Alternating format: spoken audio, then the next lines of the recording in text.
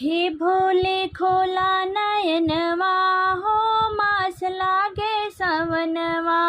हे भोले खोला नयनवा हो मास लागे सवनवा।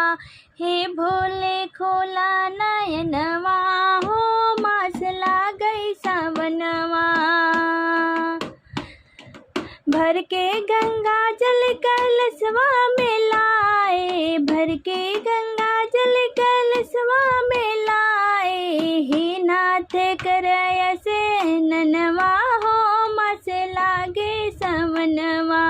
हे नाथ करय से ननवा हो मास लागे सवनवा।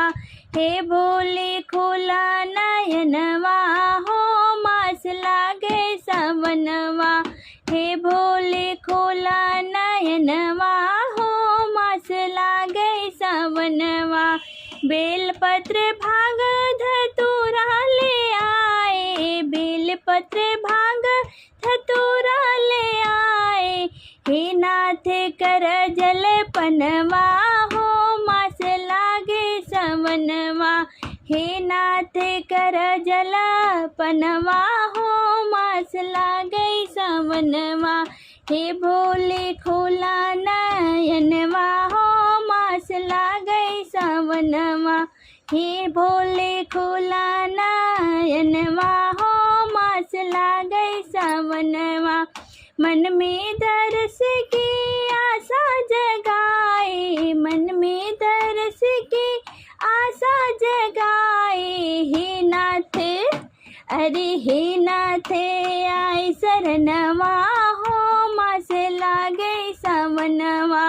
हे नाथ आए शरणवा हो मास लागे सवनवा। हे भोले खोला नयनवा हो मास लागे सवनवा। हे भोले खोला नयनवा हो मास लागे सवनवा। भक्ति भजन का वादा जन्म भर, भक्ति भजन का वादा जन्म भर। हे नाथ जब लय परनवा हो मास लागे सवनवा। हे नाथ जब लय परनवा हो मास लागे सवनवा।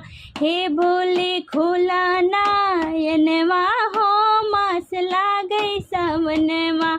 हे भोले खोला नयनवा हो मास लागे सवनवा।